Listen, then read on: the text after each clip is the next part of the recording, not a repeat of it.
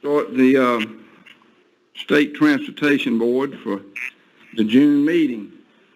And if we will, we're going to start with an invocation that I'm going to give, and that'll be followed by the Pledge of Allegiance. If you would, please stand with me.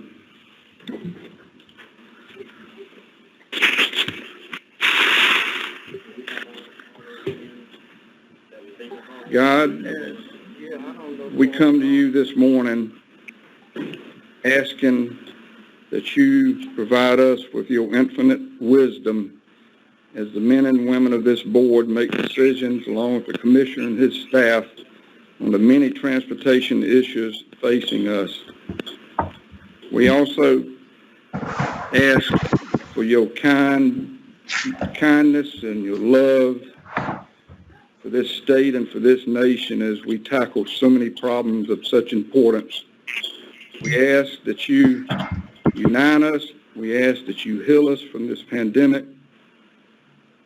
And we ask most of all that you put your loving arms around all the men and women of this department that put their lives on the line every day, from our hero units to our private contractors to the men and women that work for this great organization. We ask that you protect them as they put themselves in their line of duty, in the line of danger. And again, we ask that you provide your wisdom during this difficult time for this department. Amen. If you will, Pledge of Allegiance. I pledge allegiance to the flag of the United States of America, to the republic for which it stands, one nation, under God, indivisible, with liberty and justice for all. Amen. If we will, before we get started, for those of you calling in, if you would put your phone, please, mute your phone, because it sounds like we got some interference, and unmute it when you talk, but please mute it while you're listening to the board. For those of you that are on the internet watching us, welcome. To those of you in the audience, which is a little bit slim, and we are social distancing, welcome to the State Transportation Board as well as the social distancing of the board. First time I think we've seen anybody since February board meeting, so it's good to see some faces for a change, and glad everybody appears to be well. I also want to welcome my mayor of Valdosta, so I'm going to give a shout out. He has a radio show that he did from 6 to 9 from GDOT today, and he is the new mayor of Valdosta, if you will, Scott James. Welcome to the state board.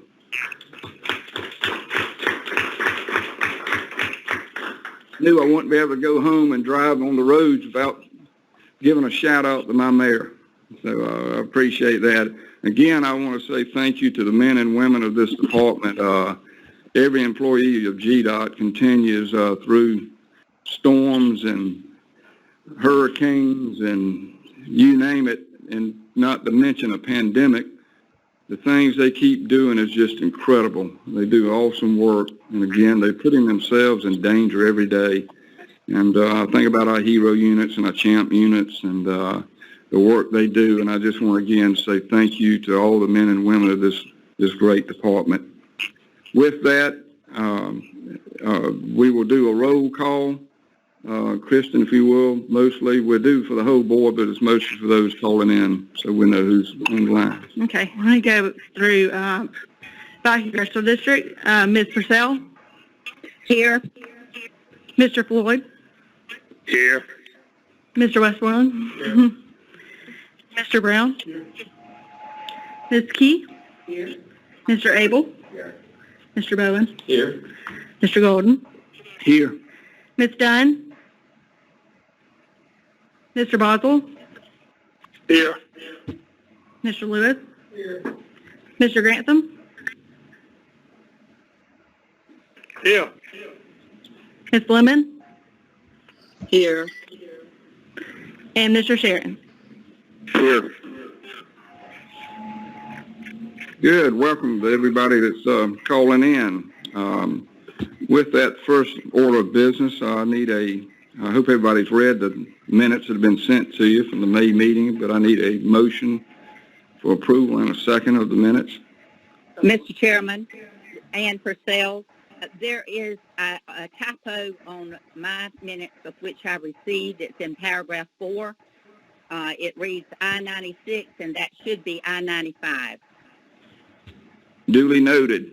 And I'm assuming Ms. Key will incorporate that in her motion that be changed. We will trust you, Ann.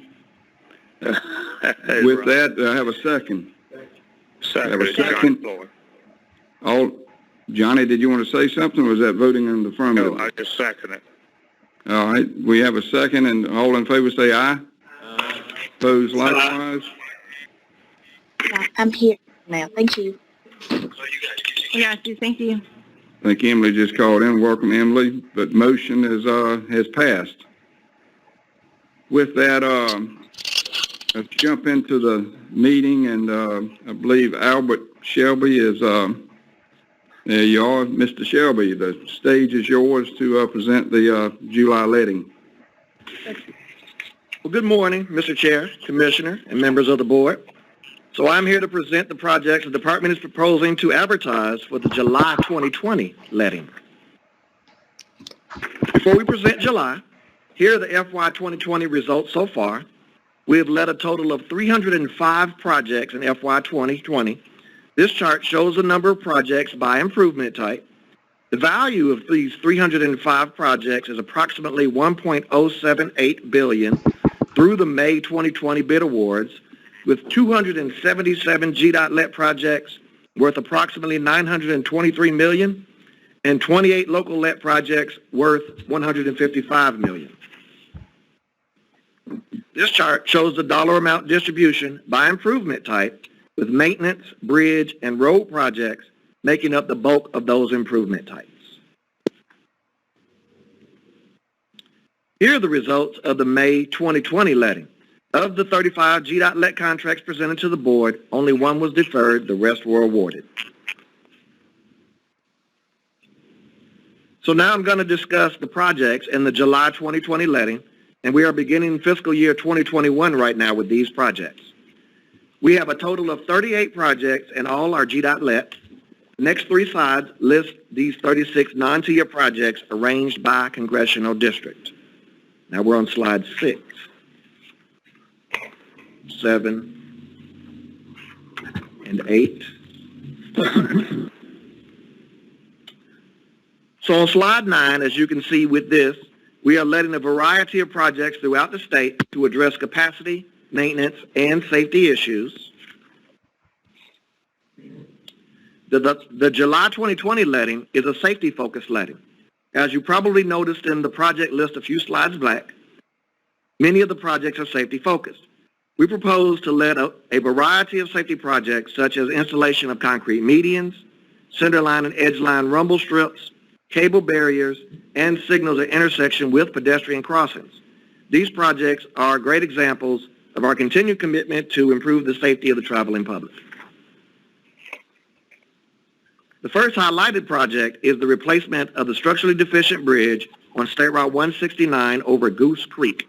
The existing bridge was constructed in 1950, 70 years ago. Here's a ground view of that bridge to be replaced. Now we're on slide 15. This project will provide operational improvements at the existing I-75 at State Route 20 interchange by installing the diverging diamond configuration in Henry County. The project proposes to maintain the existing bridge deck and the parapet, but remove the existing sidewalk. A new ornamental fence will replace the existing fence on the bridge and will be attached to the existing parapet. A 10-foot wide sidewalk will be constructed along the center line of the bridge, flanked by single base barrier walls. State Route 20 eastbound will be 3 lanes, 2 through lanes and 1 left turn lane, and State Route 20 westbound will be the same, 3 lanes in total, 2 through lanes and 1 left turn lane. The next highlighted project is the replacement of the structurally deficient bridge on State Route 81 over the South River. The existing bridge was constructed in 1948, 72 years ago. And here's a picture of that bridge to be replaced. The next project will resurface I-75 from I-475 to State Route 42 in Monroe County for a distance of 10 miles. This section was last repaved in 2002, 18 years ago. The next project is located at the intersection of State Route 9 and State Route 52 in Lumpkin County. The proposed project would replace the existing unsignalized Y intersection with a one-lane roundabout. This project will reduce crash frequency and severity while improving operational efficiency at the intersection. The next project is the replacement of the structurally deficient bridge on State Route 4 US 1 over the South Prong Creek.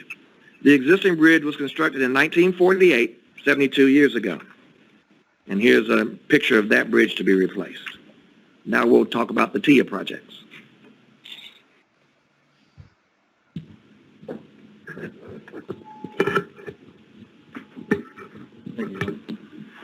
Good morning, ladies and gentlemen of the board.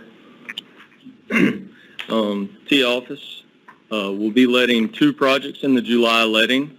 One project located in southern Georgia and one project located in central Savannah River area. The southern Georgia project is St. John's Church Road resurfacing in Pierce County. This is Congressional District 1. This project will resurface and do shoulder widening on approximately 6 miles connecting State Route 121 and US 84.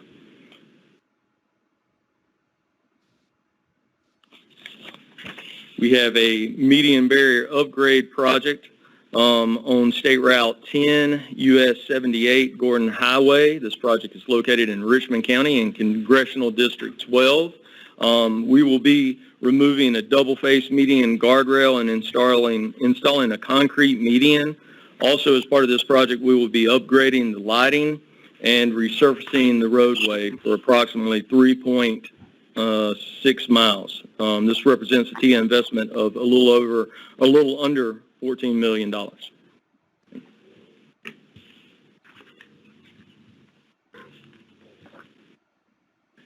So we have 38 projects proposed for the July 2020 letting. Again, these are the first projects of fiscal year 2021. This chart shows the distribution by improvement types, and we're on slide 25. The estimate of the projects in the July 2020 letting is approximately $124 million. This chart shows the dollar amount distribution by improvement type. So in conclusion, we are proposing to advertise 38 projects. Mr. Chair and members of the board, this list is presented for your consideration for approval.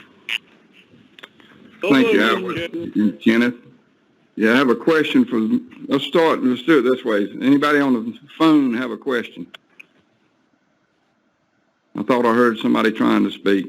Anybody, members of the board, have a question for either Kenneth or for Albert? Mr. Chairman, I don't have a question, but I did want to, this is Dana. I did want to say thank you to the staff for the letting of the Divergent Diamond in Henry County. It's been a project that's long time needed. We're excited about it. Thank you for allowing us to also have the decorative fencing, which will hopefully help with, the overall look of that particular interchange. And then we're excited that we're going to get the rest of that project, the widening that's connected to that project, done sooner than later, hopefully.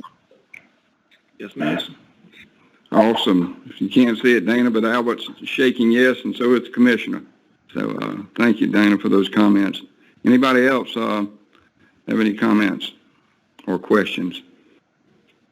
If not, do I have a motion to approve the July letting? I have a motion and a second.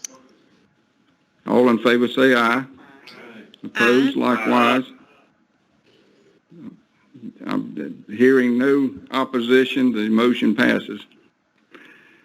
If you didn't know, it's sort of difficult at times to get this, everything chiming in. It's sort of funny. But anyway, Albert, thank you. Thank you. Motion has passed. All right, with that, I believe the commissioner is going to do the revisions to the construction work program. So, Russell, the stage is yours.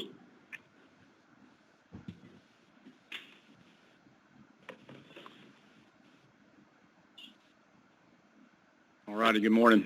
Last month, I brought before you one project to add to the construction work program. It is adding cameras and signs and basically intelligent transportation systems along I-95. So I brought that for you. Today, I bring it to you for your favorable approval to add to the construction work program.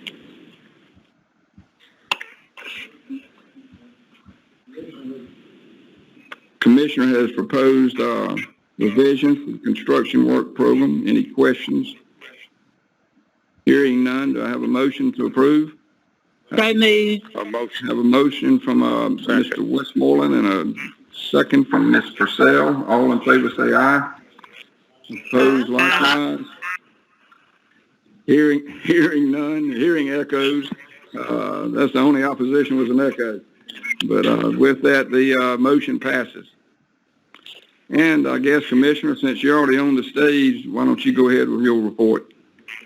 Thank you, Mr. Chairman, and it is good to be back. I want to first say thank you for those who are not here, because we have to continue to practice social distancing in this time. But thank you for the board members that are here in person as well. It's a great balance, and it's given us the opportunity to sort of get back to a normal pace. And I'll talk about that a little bit later, about what we're doing here at GDOT as we're sort of in our phase one reentry. Before I jump into our normal report, too, I just wanted to highlight that last month we missed somebody at the board meeting for good reason. Mr. Lynn Westmoreland was being confirmed to the Amtrak board. And so that is big news. We're very excited for your service on that board.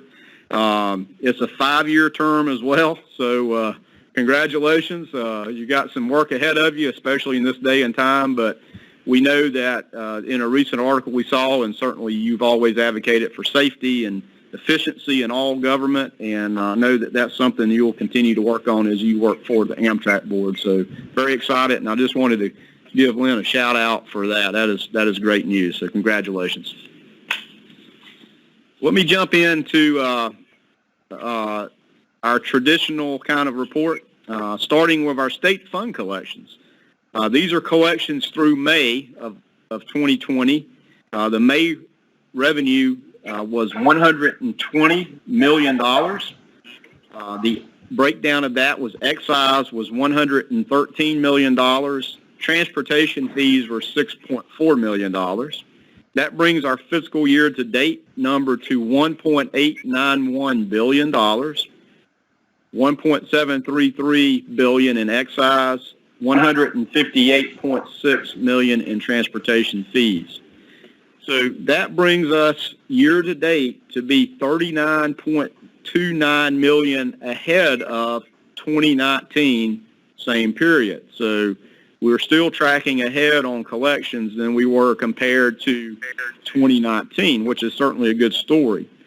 When we look to how that compares to the amended fiscal year budget, we feel like we will certainly close the revenue books at the end of June 5% or less down from the amended fiscal year. So that's still a very good report. And I'll remind you that our amended fiscal 20 that number is good. It doesn't really matter on the collections. That is the number. We're still working off our amended fiscal year 20. Obviously, at the end of this month is when fiscal year 20 ends anyway, but a very positive sign. And you'll hear later from John Hibbert the trend in traffic volumes to show you how traffic volumes are bouncing back. So very good news to report there. As we move into our employment numbers, ending for last month, we had 3,842 full-time staff. We hired 12 employees, were able to promote 15, and had 49 separations. So our numbers are sort of coming down a little bit. Part of that's just in the challenge of hiring in this environment. So we're sort of working through that, and hopefully those numbers pick back up a little bit. We certainly are poised to do that. So certainly some other challenges in this day and time of getting interviews, done a lot of virtual interviews, a lot of phone call interviews, and getting people onboarded. So hope to see that tick back up a little bit. And as it relates to our professional services procurement update, for May of 2020, we had 139 contracts valued at $41.7 million. That's for engineering, design, right-of-way, geotechnical, and those professional services. That brings fiscal year to date for 20 to up to 1,434 professional services contracts valued at $527.7 million. So that's the work that it takes to get to project bids, obviously. And now let me move into projects open to traffic. Over the last few months, we haven't really been highlighting projects open to traffic, but I wanted to, since we're in this sort of hybrid meeting, to sort of reintroduce that and bring that back, and specifically because we had so many bridges that were completed last month. And again, I just want to highlight the investment that GDOT is making in bridges on state routes and local roads. So the first project I'll highlight is in Congressional District 2 in Calhoun and Daugherty counties, which is GDOT District 4. And it's basically a realignment of State Route 234 off to the side to construct a new bridge and an overflow bridge as well to Chickasaw Creek. And I'm sure I said that wrong. Construction began in 2018, constructed a new 2-lane bridge with wider shoulders. It replaced the bridge that was built in 1958. The project cost was $9.3 million, and it was completed on schedule and under budget. The next project is also in Congressional District 2 in Randolph County, GDOT District 4. The project consists of replacing a structurally deficient bridge on a county road, Ball Road that is, over Pumpkin Creek. I can say that one. It's a lot easier to say. Southern Concrete Company was the contractor. It was a $1.1 million bridge replacement, and it was completed on schedule and under budget. Moving into Congressional District 4 and 10, up in Newton County, GDOT District 2, this is actually a capacity project with bridges in it. So a little over 2 miles, almost 2.5 miles of widening and reconstruction of State Route 12, which is 278 as well, going out to the intersection of State Route 12 out to State Route 142, so in that urban area of Newton County. Also had 2 bridges and approaches over the Alcovey River and the Alcovey River overflow. So again, highlighting the bridges. Those bridges were built in 1967. This was a $17.6 million investment, and the project was completed ahead of schedule and under budget as well. So glad to have that capacity project, but also get those bridges replaced.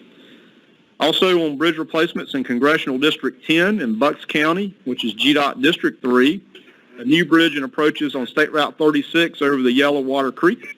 Gregory Bridge Company was the contractor. This bridge was built, the original bridge was built in 1949. A $3.4 million project that came in under budget. In Congressional District 11 in Bartow County, up in GDOT District 6, we have a new bridge and approaches on 41 Highway, State Route 3 over Old 41 in a county road there. Wright Brothers Construction Company was the contractor. That bridge was built in 1948, the original bridge, and it was a $4 million investment. Finally, for bridges, Congressional District 14 up in Florida and Haralson County, GDOT District 6, was 2 bridge rehabilitations, one on State Route 1 over State Route 20 and the other on State Route 8 over the Tallapoosa River. Those bridges were built in 1966, and this bridge rehabilitation will certainly project their longevity before we have to replace them. That was a $1.5 million investment of that project, and it was completed on schedule. Now, notice I didn't show many pictures. Obviously, we're not having people get out and about quite as much. But I just want to highlight the last project, which is Exit 22 Interchange down Lowndes County in GDOT District 4. This project opened up to traffic, and it's a reconstruction of the interchange at Exit 22. And this is at 75, and this is 41 Highway, which is really it's the Valdosta Road or Shiloh Road, and it goes into the north side of Valdosta, also access to Hayhira. The original interchange was built in 1960 in conjunction with the interstate construction itself. This was an upgrade to add lanes, obviously wider shoulders and wider shoulders on 75, as well as upgraded ramps for capacity. and this certainly will improve traffic flow in that area. This was a $49.7 million project that began in the summer of 2017, and the final touches will be finished up next month, but it's open to traffic. All the drums are gone, you can see, and things are flowing well. I certainly want to highlight our project manager on this one and commend him for the great job he did. Since this project's over, we're moving Tim Golden down to exit 2 to work on the next project. And then after that, we're moving him to exit 11. So, Mr. Chairman, we appreciate your project management on this project. Thank you, Commissioner. I accept that promotion. Okay. With that, let me interrupt, though. I've had a text that we need to mute the phones, please. We keep hearing the echoes here, too. And if you would, for y'all calling in or anybody else that's calling in on this, please put your phone on mute, if you will. That would help us. Thank you. And Commissioner, thank you for the plug on exit 22 and 29. Kristen, is that *6 to mute if you're on your telephone? Yes. *6 to mute if you're on a telephone. Thank you. Thank you. Go ahead, Commissioner. Continue. Yeah, let me move in and talk a little bit about, there's another pick there. Sorry. Let me talk a little bit about what we're doing as it relates to reentry into the workplace. We actually began our reentry process under Phase 1 Monday, which is really a limited engagement of people being back in the office. And we've taken a top-down approach, really office heads, district engineers, and above, to come in on a limited basis, but to reestablish a routine of coming back into the office. And so it's gone very well. As the people that are here today, you've seen there's a lot of work here been done at this building to ensure safety and personal protection and hand sanitizers, and you can see even the things on the floor to let you know what 6 feet looks like as you enter here. And that just didn't happen. That's happened due to a lot of hard work of many. I especially want to highlight Monica Ivey in HR and Sharon Morales, our state safety coordinator, and Brian Groover. They've taken the lead. They'll tell you that it was a team effort. They had a lot of people to do a lot of work, including a welcome back bag for our employees that has masks in it and sanitizers and things. We've got sanitation stations on each floor. But our sort of top-down approach is that most of all those people have an office that you can close a door.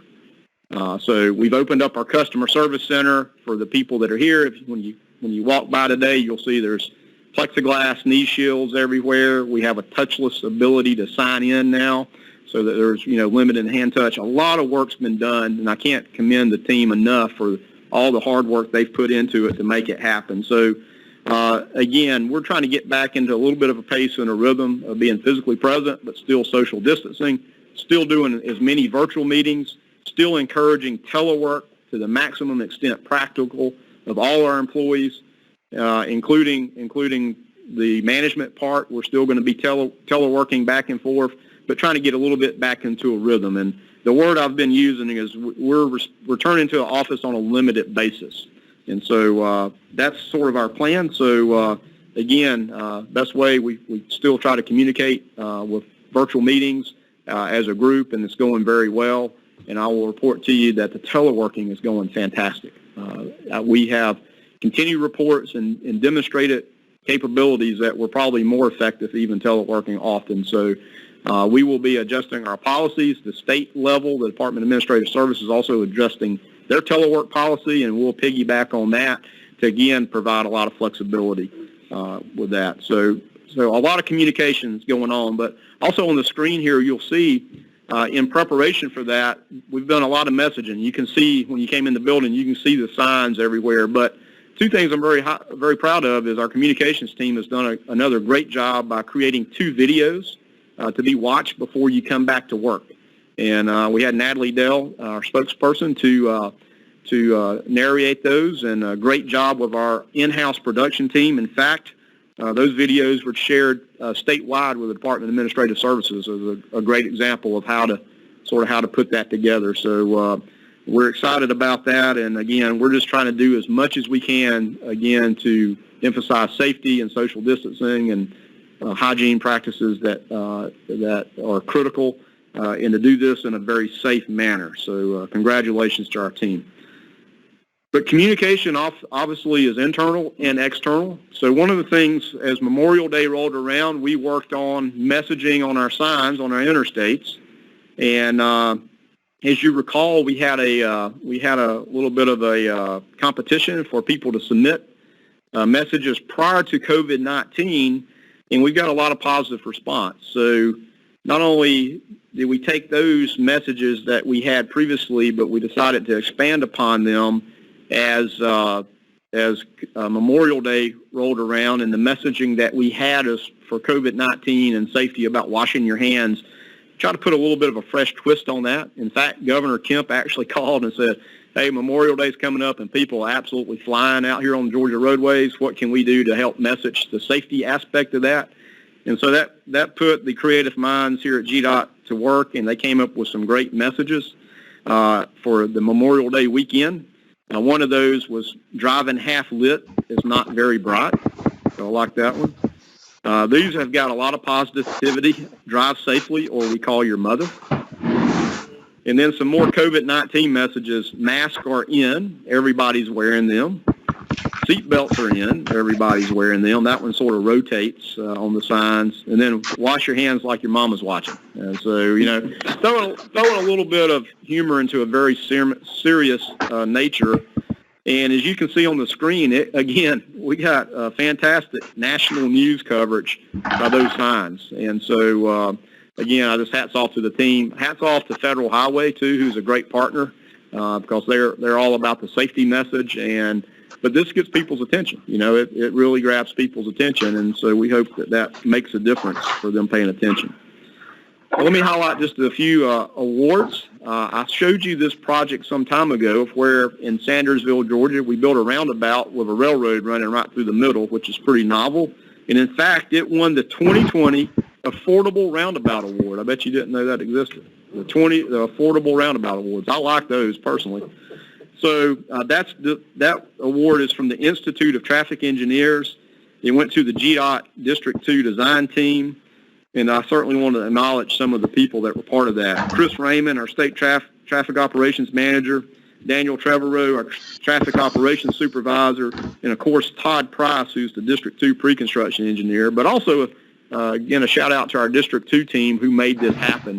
You can see our work going on out there, and it was a team effort to make this happen. So congratulations for the recognition of a great job.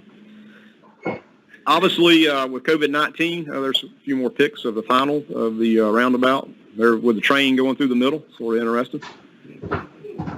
So, obviously, with COVID-19, it's had an impact on business and economy, and we certainly have been aware and sensitive for that. I'm really proud that our GDOT state-supported funding program for small business and DBEs are continuing to try to reach out to our vendors and to reach out to others to engage, to bring them into the opportunities that GDOT affords small business and DBEs. And on May 14th, they hosted a webinar to really highlight how you can do business with GDOT, especially in the routine maintenance contracting area where point of entry is a lot easier to get into than the bigger construction projects. So we had Adam Smith, a District 3 pre-construction engineer, on the webinar, and Ryan Kellett as well, the assistant maintenance engineer in District 3.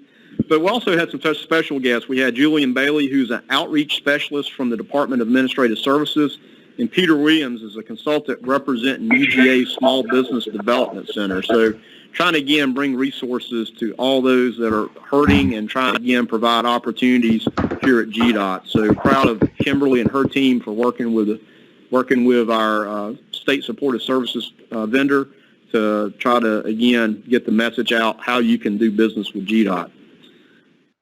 We got a little bit more of some TV coverage from Channel 46 relating to our talking traffic lights.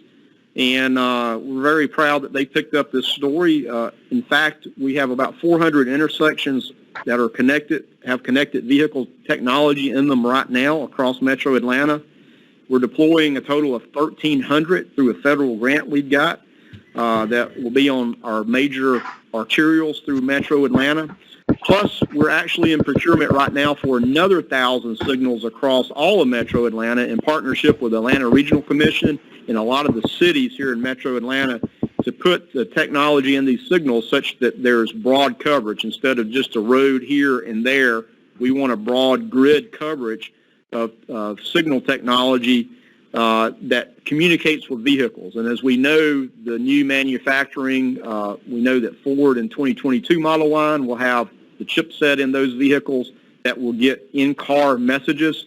There's other cars now that have that capability, and that will just continue to emerge as OEMs just continue to put this technology in their vehicles. So with that deployment, those 1,300 plus the other 1,000, Georgia will be the largest connected vehicle technology state in the nation. We're ahead of many others, and also underway on Interstate 85 down on the Ray. We have this technology being deployed right now as well for a little bit different purpose, for freight movement and looking at freight movement along more of a rural interstate. So just want to highlight that. You can see John Hibbert on the TV screen there, did the interview with 46. And just, again, a great message. Not only do we think about capital projects and replacing bridges, but the focus on technology, which certainly has a huge impact on safety. So we're very excited about that, and technology vehicles just gets better and better, which will continue to promote safety. So, Mr. Chairman, ladies and gentlemen of the board, that concludes my report. I'll be glad to entertain any questions or comments. Any questions from the board? Go ahead, Lynn. Russell, what kind of technology, what do they do?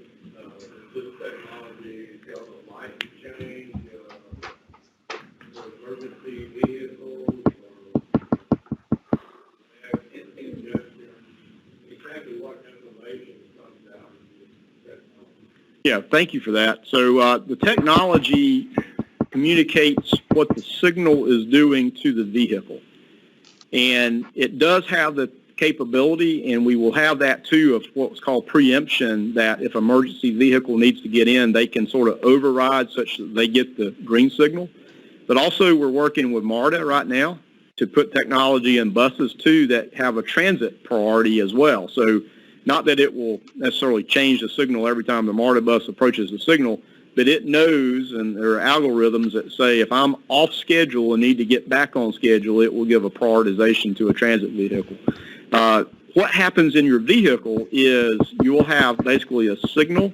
It will tell you the speed that if you maintain that you will go through the signal on green. So think about that from a freight logistics point of view. If you're maybe a big brown delivery truck and you know if you maintain a certain speed that you don't have to stop and start, there's a huge green impact, if you will, for fuel efficiency, but it's a huge safety benefit. And the first generation of this is in the dash communicating to the driver, but it's very simply that automatic braking could be deployed very quickly, as many cars now have the radar that does emergency braking now. I mean, that technology is here. That could potentially keep cars from running red lights. The other thing is if somebody pushes the pedestrian button, the car will know that there could be a pedestrian crossing the street as well. And so just that kind of technology of back and forth, safety first, efficiency is number two, obviously. So just, and again, this technology is here. It is here today. And so we're going to be ready as new models come out, and people will be sort of seamlessly integrated into that. So it's amazing. And we can carry it, once we sort of get back to the new normal here, we can put you in a vehicle and drive you around and show you how it works as well. Pretty awesome. Yep. Thank you. Any other follow-up, Lynn? If not, I got Mr. Brown. Robert, go ahead. Now, is that only in Atlanta? So we're starting in Metro Atlanta, yes. Now, the other is we're doing out on the Ray, which is on 85, out on the west side of the state. Okay. But this will be something we'll continue to deploy. Okay. All right. Thank you. And Kevin. A couple of shout-outs. All the media focus on the irresponsible business response to COVID as people, leave the stay-at-home orders. I'm just so incredibly impressed from this board member's seat at GDOT's attention to safety and coming back to work. And I just wanted to commend you and the staff and the HR department on that. But in addition, I also want to commend the IT department. So from the IT perspective, it is no small task what they've done, as you well know, to ramp up and create the facilities for work from home and board meetings from home. This is complex, and just a great credit to the department for what they've been able to accomplish in such a short notice. Thank you for that, and totally agree. IT has done an amazing job. Even this board meeting of being half virtual and half live adds certain complexities that are very difficult. So, No question about it. Thank you, Kevin, for that. Any other questions? For those calling in, any questions from all of y'all on the telephone, calling in or on the internet, whatever? Any questions for the commissioner? Not, I appreciate the train through the roundabout. I guess you did that in honor of Lynn, and that's pretty cool. I guess that's the only one in the country that has a roundabout with a train through it. We'll claim it. I'm not sure, but we'll claim it till somebody disputes it. All right. Yeah, there you go. Thank you, Mr. Chairman. Anyway, thank you, Commissioner. With that, if our TV star and fellow dog lover, John Hibbert, if you're ready, Director of Operations is going to give us an update on traffic volumes, and this should be particularly of interest to all of us. John, thank you and welcome. It's good to see you. It is good to see you all as well. Notice I was picking up the clicker here, and instead I picked up a bottle of hand sanitizer. Let's try that again. That's good GDOT training. Yes, indeed. And I appreciate that shout out. And many kudos to IT. They've done a tremendous job of late. Yes. And it is tremendous. It is great to be here before y'all, and I thank you for this chance to talk with you. Frankly, I could just keep on talking about what y'all were just talking about, and it'd be fine with me. We are doing some fascinating things in that whole vehicle and vehicle technology space that stand to have tremendous benefits. It's all to the end of safety, and that's the neat trick. Is if we can make cars do what they do better, quicker, more responsively, all that plays to the end of safety and tremendous benefit. But now I'm going to kind of go to where you've been for these past few months. Talk about some of our data collection, traffic data collection. We have right now over 200 data collection sites scattered all over the state. They're full names.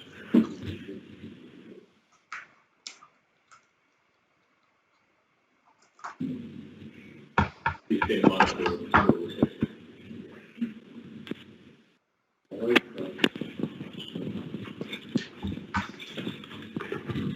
Did the commissioner break the last one? It's better that I don't say, sir. Very good. We have over 200 of these scattered across the state on state routes, interstates, big roads, small roads.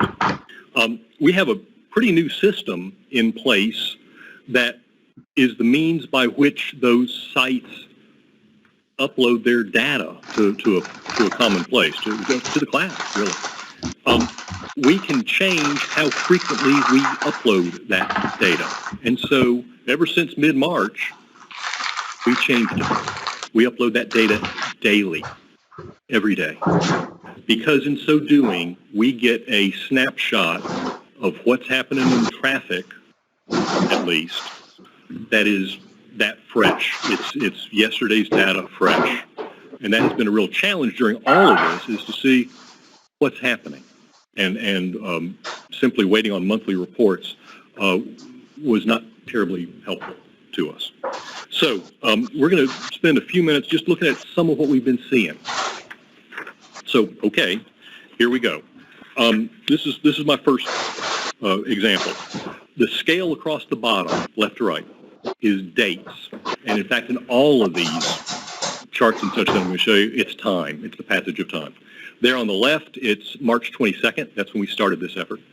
And then there to the far right, well, that was Tuesday.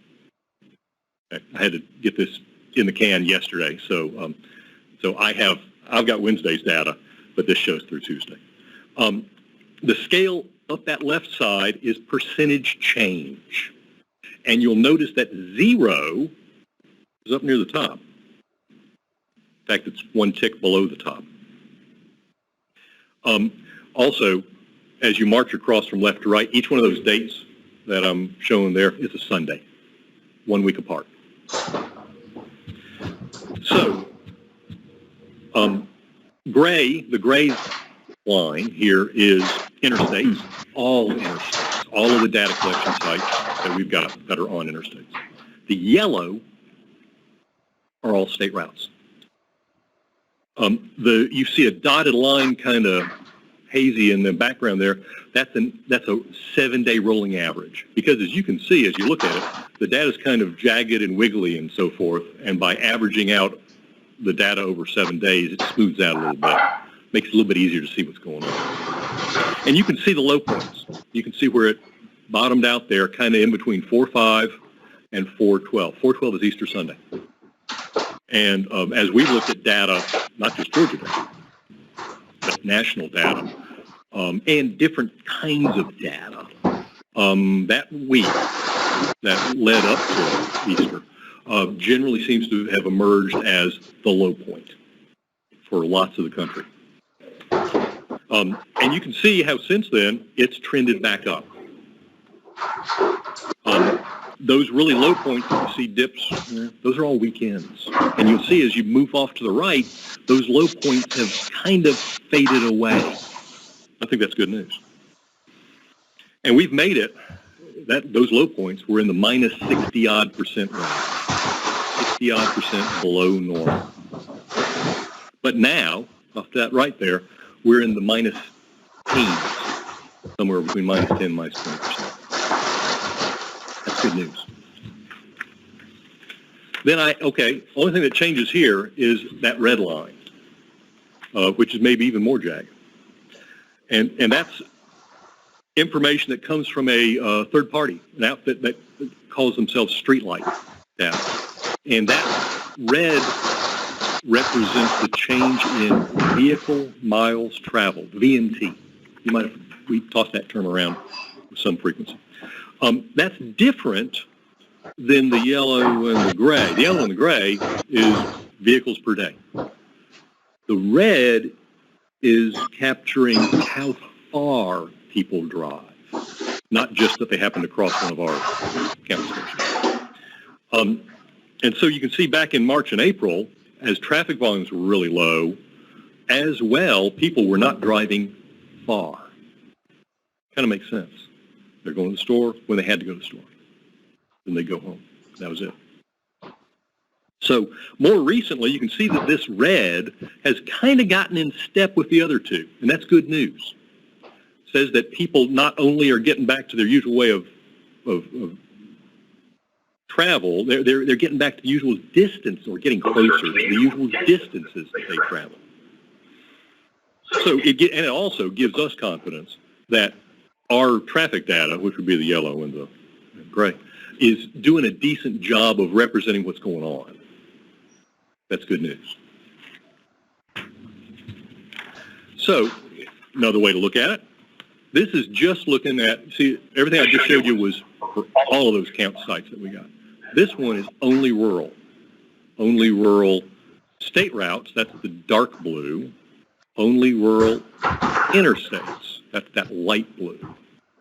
And you notice that dark blue, kind of towards the end of last week, it broke through the 0 point. It crossed over normal. It hit normal. And I would suggest that for the past week, I mean, to me, when you're within about 5% of normal in this context, we'll just call it normal. Close enough. We wouldn't be talking about it otherwise, right? You can see that rural interstates have lagged a bit. And rural interstates, I mean, we all know where they are. That's going to include some I-75 towards the southern part of the state, I-16, chunks of I-95, like that.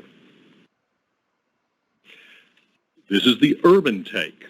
So here, urban interstates are red, urban state routes, that kind of purple color. And you can see that they've trended back up too, and we're in the teens there. So that's all good news stuff. Now, this is interesting to me because this is another another way to look at it. Outfit called Cubic. And what they look at is people's mobility. This is not an issue of cars and counting cars and all that kind of talk. It's just how far are people going? And you see there across I'm going to start with that bottom chart that has some green and some yellow and some red. And again, it's calendar across the bottom. They start their calendar at January 1. The green means people are essentially staying at home. They're not going far at all. And you can see that hopped up there just before the beginning of April, tail end of March. And then kind of has tailed back off. That green hasn't quite made it back to what it was, say, in February or early March, but it's heading in that direction. So that means, and as a companion, the red up there, which is where that number went down a lot, that red got made smaller in late March, but it's getting bigger again. And the red is people that are traveling more than 10 miles. So the red is more mobile, green, less mobile, the yellow kind of in the middle. The map there of the state above it shows you this in another way. Those are counties. Those counties that are just about white are more mobile. Those counties that tend towards that darker, almost purple-gray color, those are less mobile. And you can see it, and it kind of makes sense. And you can go back to our traffic volume charts, and it kind of jives with that too, that the rural areas have gotten more mobile quicker, so it all kind of matches up, which I think that's helpful, confirming. Kind of a quick topic change, but there's been plenty of talk about speeds being up over this time. And so this is a graph of the connector just out the back window there, northbound, and then I got another one right after for southbound. And the yellow there is, and again, now this is, the time is across the bottom, but these are hours. Starts at midnight and goes then through 11 p.m. The yellow represents average speed in February. You can see that it drops there in the morning rush and then again in the afternoon. But then the other two lines are April and May. We left out March, it would have been too muddy to show. But you can see that things got real close to normal in April, but in May it's dropped a little bit as traffic builds and we start seeing congestion kind of reemerge. Same deal southbound, except maybe it's a little more pronounced. All this to say, it's apparent traffic is steadily increasing. It's returning to something of a normal, overused term, but maybe we call it a new normal. Will normal be just the same? I don't know. But I think we'll get to what we call normal by sometime around 1st August. And what it is then, and I'm not sure that's going to be dead to rights the same as a year ago, which is my point of comparison for all this. But I think that's what we will say, okay, that's normal. So I thank y'all for your attention. I appreciate your interest in listening to me. If there are any questions I might be able to answer, I'd be glad to. Thank you, John. Very good report. It's interesting. I love the demographics and love this live updates like this day by day, basically. It's amazing. It's interesting. I can witness and attest to it from leaving rural areas, from coming up. It actually got less traffic coming into the downtown connector for me yesterday, which was sort of unusual. It was almost reversed. I had more traffic actually in the more rural areas of Interstate 75. So I can confirm just from what I saw yesterday on your charts, correct. Thank you for that information. Any questions for John? Jeff? Thank you, John. Great report. I'm curious because you mentioned you expect more of an uptick in August, and that will more likely correspond to when school starts back. And I'm just wondering, with that thought in mind, if there's anything that you may have learned or any qualifying comment that may speak to how much school-related traffic's out there that might be separate from other traffic, or if that can even be determined. It's going to be hard to say because there's a part of me that wants to go back to some of these prior charts that I showed you. But the problem is that come mid-March, when the shelter in place and various other restrictions and the schools closed, that all happened at the same time. So it's real hard for me to pull out one part of that from another part of that. Is school traffic apt to be, is it good for 10%? I don't know. That may be a little bit big. Between 5 and 10%, I can do that. I can go there. Because there's a lot of things that is in that school thing, right? School traffic thing. It is not only the business of getting students to school, it's getting the staff to the school. And presumably if the students are going to school, then perhaps that means the parents are returning to their primary workplace. So you've got several different factors that play into that. And how much of it will it give us? Combine it with what might be increased kind of continued remote working, which might pull things down. Lots of variables in that. Yep. All right, John, thank you for that report. We next go to Angela Whitworth, Madam Treasurer. If you will, we look forward to your budget update. Thank you, Chairman, members of the board. My glasses get fogged up. Put the mask on.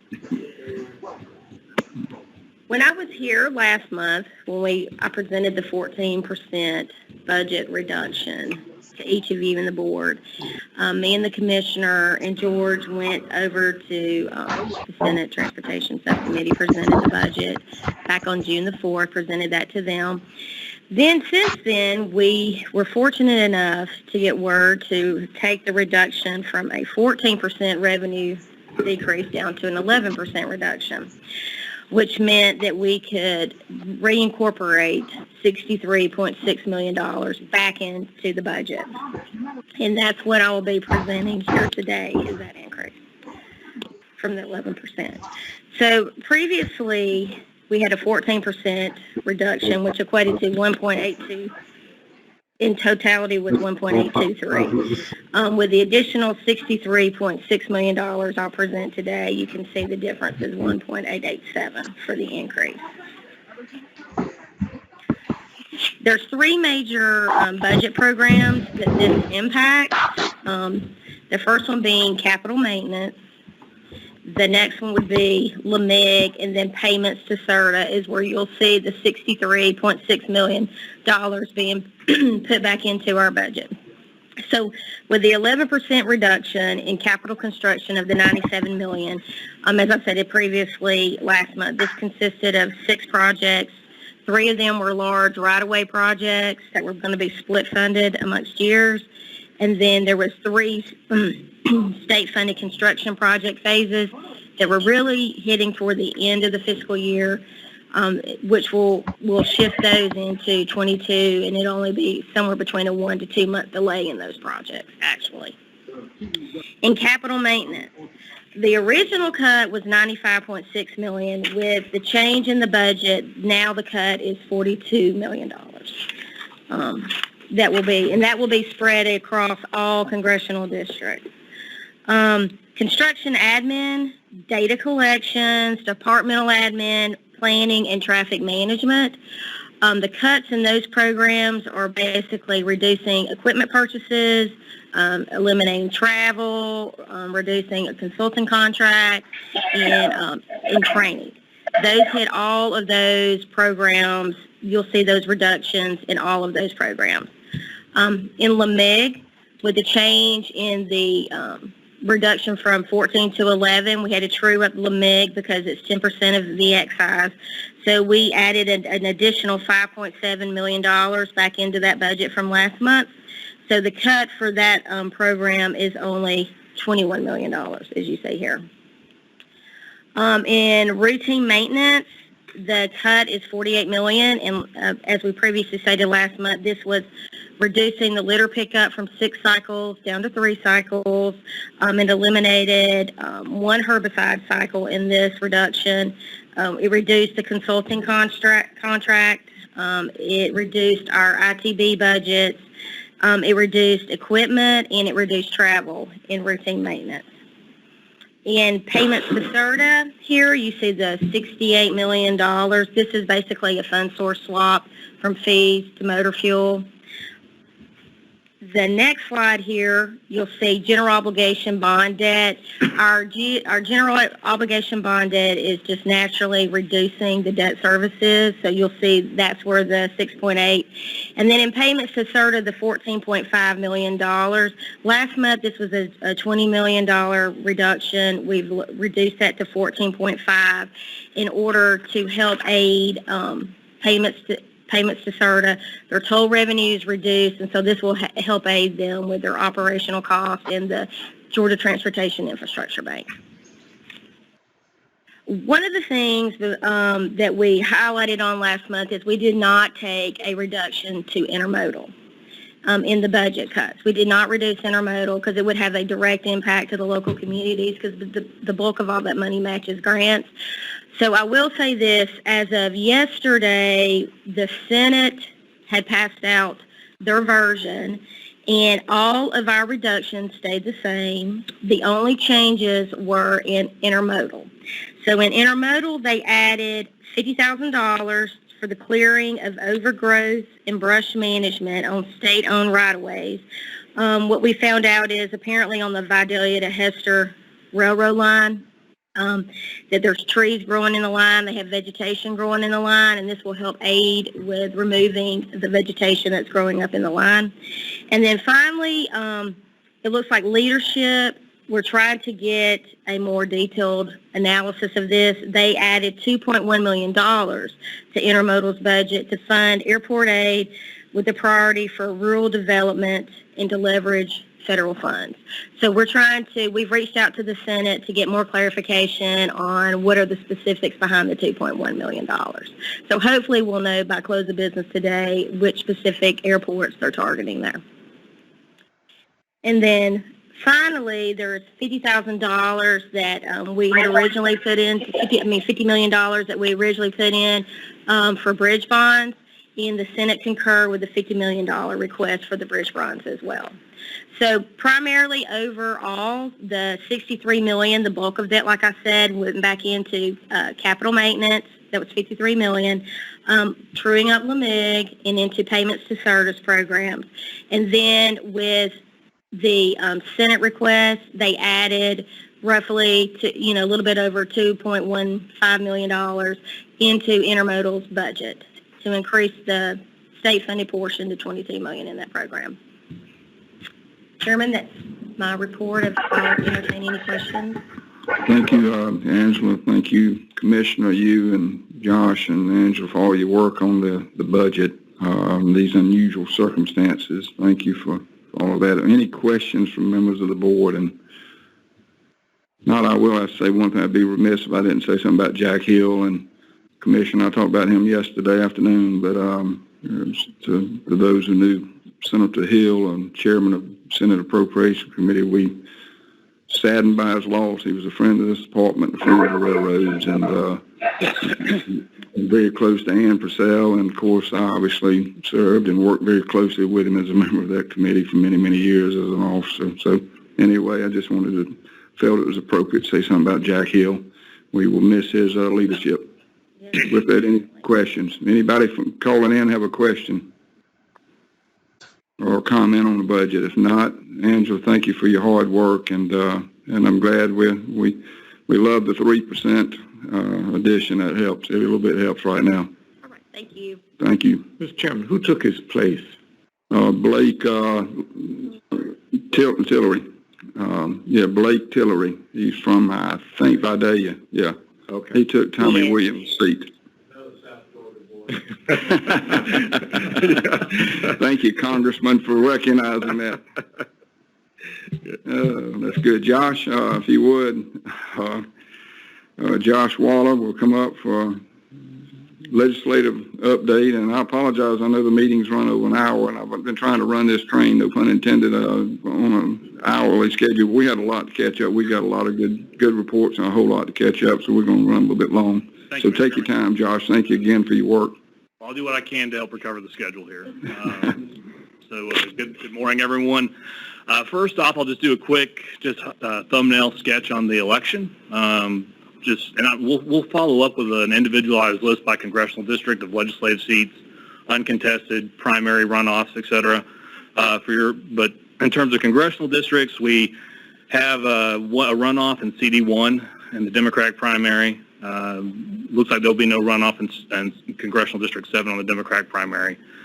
And the open seats in CD 9 and 14, there'll be in 9 there's a runoff in both the Republican and Democratic primaries, and in 14 just a runoff in the Republican primary. So we'll look to August to see what the lineup will be for the general election with the congressional districts. But a major highlight of this election was the passage with 71% of the Central Savannah River region TIA. And what you see before you is a comparison of what the difference 8 years in a very successful TIA program makes.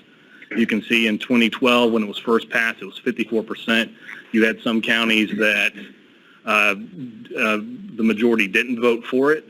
This time, 8 years later, every county, the majority voted for it. Every county, with the exception of Tolliver, which was about even, it increased. In some cases, increased significantly.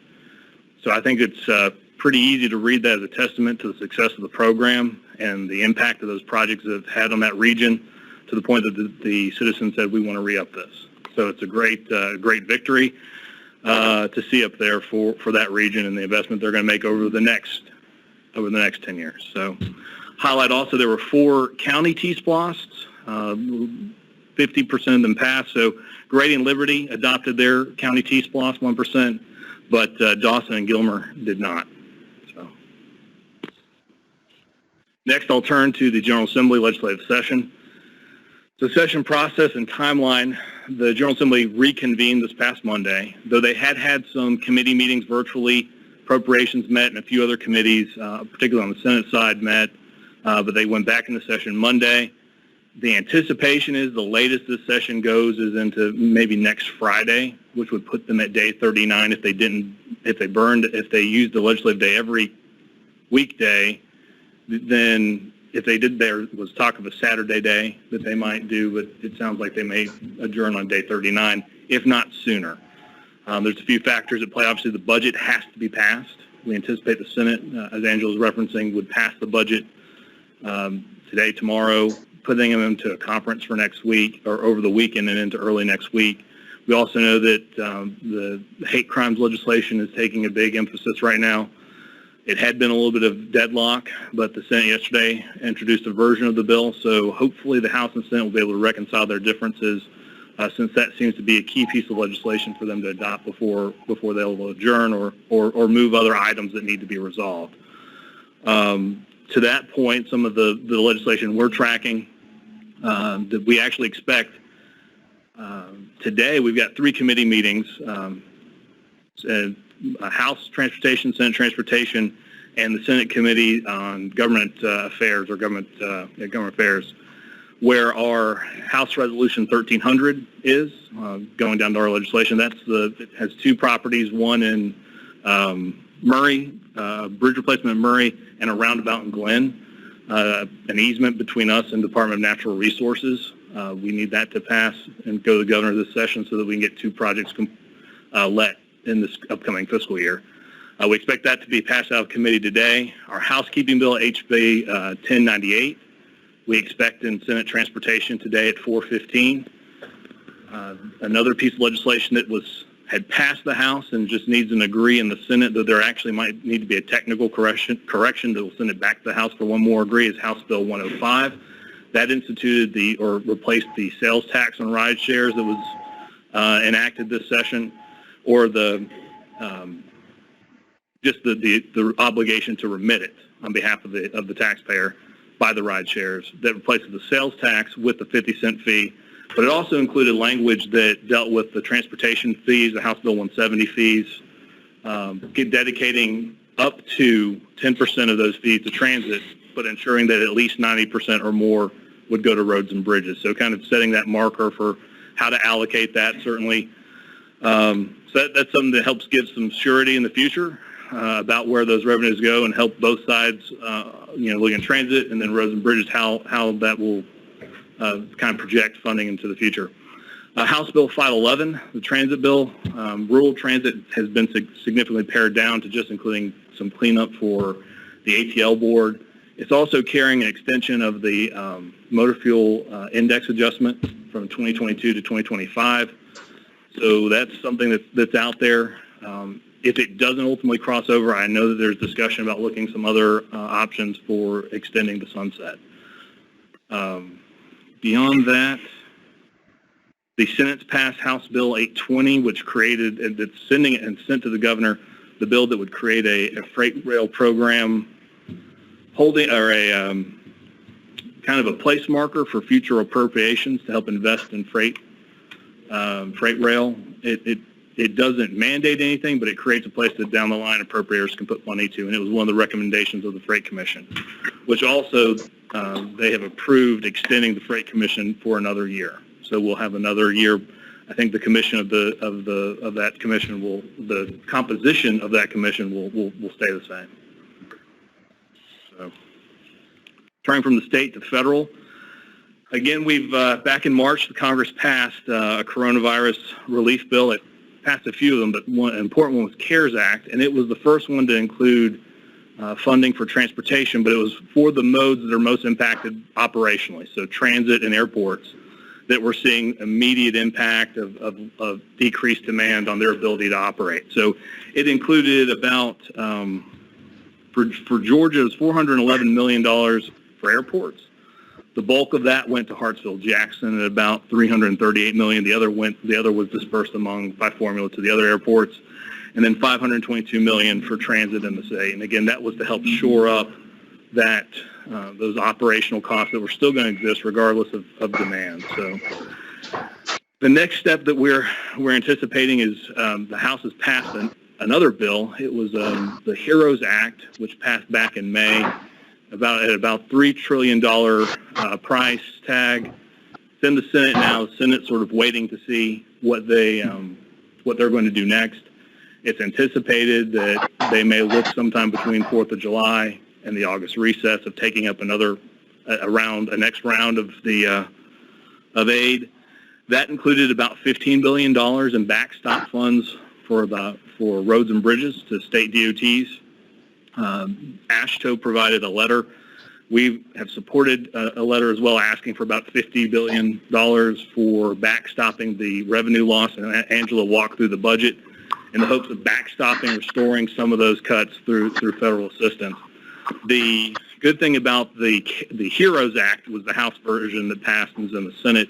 It provided greater flexibility to those funds. So some of the funds today, like with routine maintenance, we can't utilize federal funds. It lifted some of those restrictions so that we could, giving us better flexibility to fill in those gaps where state funds have fallen short. We also expect, in addition to the coronavirus discussion or relief discussion, that the FAST Act is soon about to expire in September. So the House is actually in the process. The House T&I Committee is preparing to get to the full floor of the House its version called the INVEST Act, which makes some significant increases in funding for transportation and authorizes another 5 years. So it's kind of, there's some pros and cons. The pros are there's a lot of additional funding. The con is that there's also a lot of, instead of it going by formula, there's a lot of new programs, competitive programs, grant programs, as well as some of the flexibility with respect to the funds has been diminished. And for interest of time, I kind of list things, but I'll just in the interest of time just say that that's something that we'll want to see them work on as they pass this. They anticipate passing it before 4th of July. And then we'll see where the Senate goes. One big challenge that's in place is that prior to COVID-19, the Highway Trust Fund, the Federal Highway Trust Fund, was in a pretty good shape that they actually thought it would be fully funded without any kind of additional general funds being put into it through next year. And so there had been some talk that one easy solution was just extend the FAST Act 1 year. Highway Trust Fund can support that. But due to COVID-19 and a significant drop in just like, it's dependent on gas tax, they're looking at it being in need of some infusion probably at some point at the end of this year. Maybe early next year at the best. So that will require Congress also to not just extend the FAST Act, but they'll have to look at bringing some investment back to the Highway Trust Fund to help keep it solvent. And with that, and we also expect today the president at some point to make an announcement on his administration's infrastructure package at about $1 trillion. All right. Josh, thank you for that report. Any members, either on the phone or in person, have questions for Josh on the legislative package? Please don't hesitate. I know we've run long, but this is all important. A question. On this $1 trillion you just spoke of, what's your perspective on that? Is it getting through? There's been mixed. Well, the House is obviously willing that by them adopting their $3 trillion. That doesn't roll off the tongue very well. Stimulus package. There's obviously a willingness on that on the House side for that. The Senate's been a little bit more reticent, just from the standpoint of increasing debt and also understanding what is the what's the best approach. But if you have the House and the administration saying we want something, it may mean that you get something. It just won't be $1 trillion, but maybe it's a $500 million bill. But in an election year, where things are potentially very tense, there's also sometimes that it cuts against big deals that everyone can claim victory on sometimes. So I would be more. Usually the rule of thumb, we got a former member of Congress here, it's easier just to extend something a year and then wait till after the election. But it would be good. I mean, that would certainly provide a major boost to the economy to have an infrastructure package in place, because we know the benefit of investing in infrastructure on the general economy. Okay. Thanks. Any other questions for Josh? Hearing none, Josh, thank you very much for that report. Look forward to future updates. With that, let's go to new business. Anybody have anything under new business that they need to ask or speak to?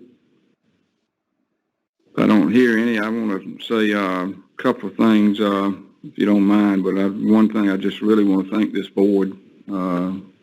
Everybody on this board's just been outstanding, and your patience through this pandemic and through unusual circumstances.